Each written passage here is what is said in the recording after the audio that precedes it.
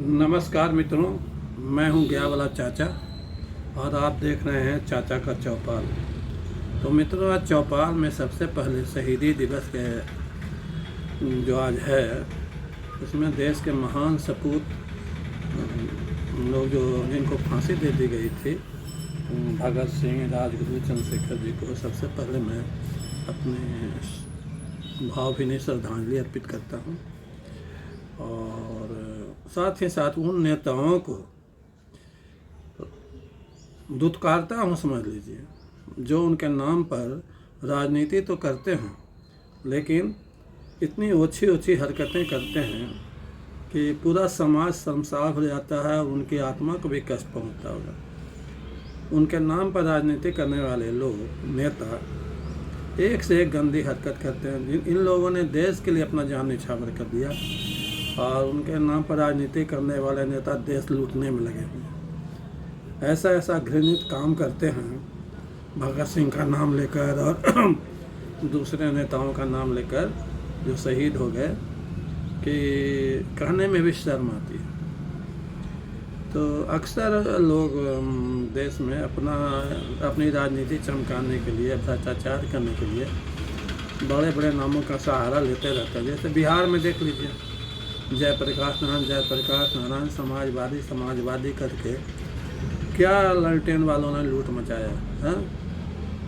कुछ नहीं सोचता, सिर्फ अपने परिवार को पैसा से लूट के भर दो, परिवार के आदमी को नेता बना दो, परिवार के आदमी को मुख्यमंत्री बना दो, बस यही इनका समाजवाद है। परिवारवाद को समाजवाद कहते हैं। और देख ही रहे किस तरह से अब कोई लुटेरा पकड़ा जाता है तो सारे लोग कह रहे हैं लोकतंत्र खत्म है। लोकतंत्र का मतलब क्या है कि तुम सरकार के धन को, जनता के पैसे को जैसे पर लूट के अपने पास जमा कर लो। इधर देखिए, घनघोर ईमानदार अरविंद केजरीवाल गिरफ्तार हो गया।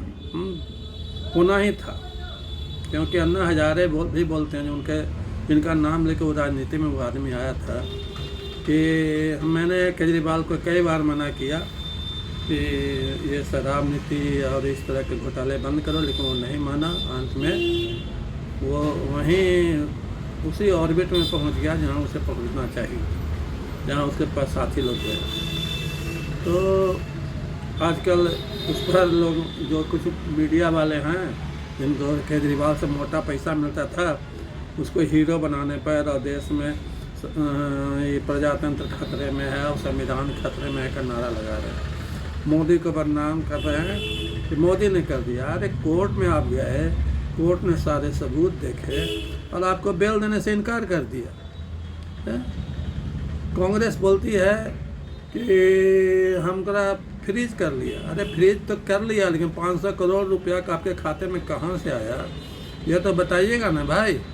विदेश से पैसा लेकर देश में हंगामा करने चले हैं, और कुछ होता है तो मोदी का नाम बदनाम करता है। केजरीवाल को देख लीजिए, ये पहले मुख्यमंत्री ऐसे हैं। मुख्यमंत्री तो कई अरेस्ट हुए, लालू यादव तो अरेस्ट होने से पहले अपना किसी पर विश्वास नहीं था तो अपनी अनपढ़ पत्नी को ही मुख्यमंत्री बना के कुर्सी बिठा के चले गए। उसी तरह शिबू सोरेन, ये जो है हेमंत सोरेन, वो गिरफ्तार हुए तो दूसरे को बना के जेल गए। लेकिन अरविंद केजरीवाल पहला मुख्यमंत्री हैं देश में जो भ्रष्टाचार के आरोप में जेल गए, और मुख्यमंत्री रहते हुए गए। उन्होंने किसी दूसरे को चार्ज नहीं दिया, और अब छाती ताल ठोकर बोल रहे हैं कि मैं जेल से ही सरकार चलाऊंगा। अब उनको पता नहीं, जेल मैनुअल का पता नहीं है। जहाँ तक हमको जितना पता है उसके अनुसार तो कोई आदमी जेल में इवन मोबाइल में नहीं, लैपटॉप और वगैरह रखने का तो दूर की बात है, आप अपना मोबाइल भी नहीं रख सकते हैं। ठीक है, मुख्यमंत्री हैं या मंत्री हैं तो उनको थोड़ी सुविधा मिलती है, लेकिन इतनी नहीं मिलती है कि जेल में अपना कैबिनेट मीटिंग करें या वर्चुअल रूप से मीटिंग करें और आदेश दें और रोज़ 100-200 आदमी उनसे मिलने जाए। इस तरह का तो जेल मैनुअल नहीं है। पता नहीं कैसे जेल से सरकार चलाएंगे। हमको तो लगता है कुछ दिन के बाद ये जो कोर्ट कचहरी है इनसे इस्तीफा भी मांगेगी, क्योंकि इनका बेल तो निरस्त कर दिया, इनको ईडी के कस्टडी में भेज दिया 7 दिन के लिए। अब सारे जज तो मोदी के फैन नहीं है कि किसी को भी जेल भेज दें, कस्टडी में भेज देंगे। तो ये लोग तो अपना हम कर रहे हैं दुष्प्रचार, कहिए इसको, कांग्रेस वाला या दुष्प्रचार कर रहे हैं कि हमारा फ्रीज जब्त कर लिया, पैसा काहे कर लिया, इसको भी जनता को बताइए कि आपका पैसा क्यों चाहिए कि हम चुनाव नहीं लड़ें। तो केजरीवाल कहते हैं बहुत शक्तिशाली थे, मोदी हमको डर के जेल भेजवा दिया। अरे मोदी भेजवा दिया जेल कि आपका कुकर्म आपको जेल भेजवा दिया, इस पर बोलना चाहिए। और कुछ लोग तो कह रहे हैं कि जन क्रांति हो जाएगी। उनके देख तो कुत्ता तो भूखा नहीं, बड़का बड़का नेता तो जेल गए थे, हैं। लालू प्रसाद भी अपने ज़माने के डॉन ही थे बिहार के, वो जेल गए तो कहीं कुछ नहीं हुआ। अभी हेमंत सोरेन जेल गए तो कुछ नहीं, झारखंड में बवाल हुआ। कि कविता गई तो वहाँ भी कोई बवाल नहीं हुआ, वो भी मुख्यमंत्री के बेटे थे। तो केजरीवाल के जाने पर क्या होगा, यहाँ सोच कर ही हंसी आती है कि जनता तो सब जानती है कि माँ भ्रष्ट था, माँ चोर था, जेल चला गया। वो शीश महल कभी घोटाला, कभी स्कूल में घोटाला, कभी वाटर बोर्ड में घोटाला, हर जगह घोटाला घोटाला। तो हमको तो नहीं लगता है कि केजरीवाल बाहर निकलने वाले हैं जल्दी से। और उनके जो साथी हैं यूपी वाले साइकिल छाप, इनका तो एक से एक इतिहास रहा है और उन्होंने क्या क्या नहीं किया। वो बोल रहे हैं जन क्रांति हो जाएगी, देखिए 2-4 दिन में होती है कि नहीं होती है। केजरीवाल कोई ये तो है नहीं जयप्रकाश नारायण के जेल जाएंगे तो जनता सड़क पर उतर जाएगी। केजरीवाल तो भ्रष्टाचार के एकदम, जो हम ये कहता था कि कुर्सी में खड़ा जो कुर्सी पर बैठता वही भ्रष्ट हो जाता है। केजरीवाल का जीता जागता उदाहरण है, कुर्सी पर बैठ के क्या भ्रष्टाचार किया। भाई पढ़ा लिखा आदमी तो भाई शातिर भ्रष्टाचारी निकला। इसके विधायक, जो लोग विधायक चुनाव लड़े थे गोवा से, वो बोल रहे हैं कि हमको कैश में पैसा दिया गया था चुनाव खर्च के लिए। जो पैसा दिया वो बोल रहा है कि चुनाव में देने के लिए केजरीवाल कैश में पैसा लेता था। एक आदमी जो दिल्ली में शराब का कारोबार करना चाहता, शराब कारोबारी था साउथ का, वो बोला कि हमसे के कविता बोली कि आपको 2 करोड़ रुपया दिया था दिल्ली में शराब का कारोबार करने दिया जाएगा, 50-50 लाख करके नगद पैसा हमसे लिया गया। ये सब सबूत हैं केजरीवाल के खिलाफ, और पता नहीं क्या क्या सबूत है। बहुत सारे जो गवाह हैं जिन्होंने केजरीवाल के लूट में साथ दिया था, वो सब भी धीरे धीरे के सामने आ रहे हैं। और ये जो इंडी गठबंधन है, चुनाव में जो चुनाव के पहले कोई नरेंद्र मोदी के क्या कहते हैं गर्दन पर चढ़ने, टैटुआ पर चढ़ने जा रहे थे, उन लोग का भी हाल खराब है। क्योंकि लगता है कि बिहार में किसी, बंगाल में तो कोई गठबंधन है नहीं, ना लगता है झारखंड में होगा, और बिहार का भी वही हाल है। बिहार में भी घमासान मचा हुआ है, और लालू और जो इनके सुपुत्र हैं छोटे वाले ललटेन, वो सन्नाटे में है केजरीवाल के जेल जाने के बाद। क्योंकि इन लोगों ने भी ईडी के सम्मन को इग्नोर किया था, सम्मन को तरजीह ही नहीं दिया। सोचे कि बकवास कोई आदमी का प्रचार वाला थी है। तो जो लोग नहीं दिए थे, हेमंत सोरेन नहीं दिए तो जेल चल गए, यानी अपने जिस कक्षा में उनको स्थापित होना था वहाँ हो गए। केजरीवाल जिनके गुरु थे वो भी अपने निर्धारित कक्षा में पहुँच गए, और अब के कविता पहुँच गई निर्धारित कक्षा में। अब हैं ये ललटेन वाले, जिन पर भी तरह तरह के भ्रष्टाचार के आरोप हैं, आप जानते ही। और दूसरी बड़ी बात जो है, सो मॉस्को में एक कंसर्ट के दौरान ये जो भाईचारा वाला कौम है, उसके कुछ लोगों ने गोलीबारी की है, और कुछ जिम्मेदारी भी कबूल की है, हमने की है। तो उसमें काफ़ी लोग हताहत हुए हैं और घायल भी हुए हैं, उनके प्रति हमारी संवेदना है। लेकिन इन लोग की मानसिकता देखिए, कहता है कि आतंकवाद का कोई धर्म नहीं होता। अरे भाई, कोई धर्म नहीं होता तो कोई मुसलमान अपने मुसलमान बच्चे का गला काट तो उसका खून क्यों नहीं पीता है? जिस तरह से हाँ यूपी में 2 हिंदू बच्चों का गला काट कर उसका खून किया, और जब वो आतंकियों को पुलिस ने इनकाउंटर कर दिया तो कुछ नेता बवाल करने लगे।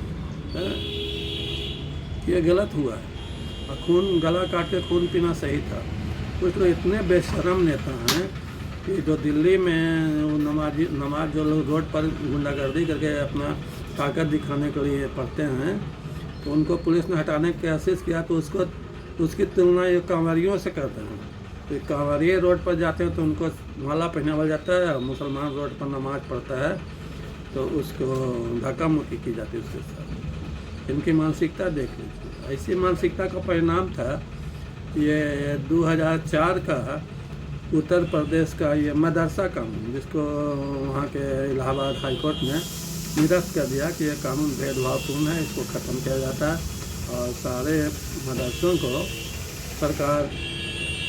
सरकारी स्कूल में बदल दे या उसकी कोई और व्यवस्था करे। तो देखिए, इस पर तो जो लोग इसका लाभ ले रहे थे, जिनको मलाई मिल रही थी, वो लोग आगे कोर्ट में जाएंगे। देखिए क्या होता है। तो आप देखिए ना देश का हाल किस प्रकार है। और तुष्टीकरण के नाम पर सपा वालों ने, समाजवादी पार्टी अपने करते हैं, कांग्रेसियों ने किस किस तरह के कानून बनाए थे।